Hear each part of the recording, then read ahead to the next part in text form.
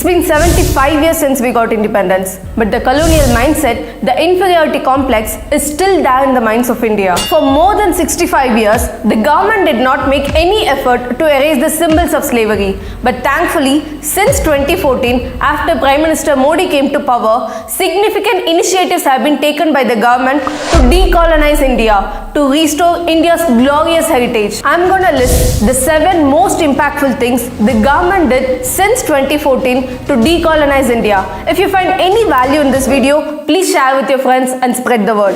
Number 1, Abide With Me to A Mere Watan Ke Logon. Abide With Me is a Christian anthem which was played at the wedding of Queen Elizabeth II. This hymn has been part of the beating retreat ceremony of India's Republic Day celebrations since 1950. I do not understand why did the independent India took up the Christian anthem composed by the Britishers to celebrate the Republic Day. Especially that day should be about remembering our freedom fighters and realizing how glorious our heritage was. I'm ashamed to even admit that we have been doing this for 75 years. But thankfully, now it's been replaced with A Mere Watan Ke Logon, which memorialized Indian soldiers who died in the Indo-Chinese War. On 29 January 2022, when A Mere Watan Ke Logon played instead of Abide With Me, it was nothing but goosebumps. Number 2, a new ensign for Indian Navy. The St. George Cross has been removed from Indian Navy's new flag.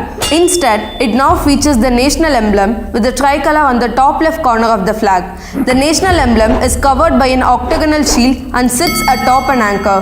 Beneath it is the Navy's motto, Samno Varna, which means, May Varna, the god of ocean, be auspicious to us, and the golden border surrounding the national emblem, inspired from the seal of Chhatrapati Shivaji Maharaj. My question here is, why did we keep the symbol of Britishers for 75 years even after the independence? Number 3, Rajpath to Kartavya Path. Rajpath was known as King's Way before independence. It was named after King George V during the British Raj. After independence, it was simply translated to Hindi and became Rajpath. Rajpath was for British Raj, to which the people of India were nothing but slaves, and now it's renamed to Kartavya Path, which means the path of duty. For a democratic nation like India, Rajpath doesn't make any sense because we do not have a king here. Those who are using the path are the servants of people. So Kartavya Path makes a lot more sense than Rajpath.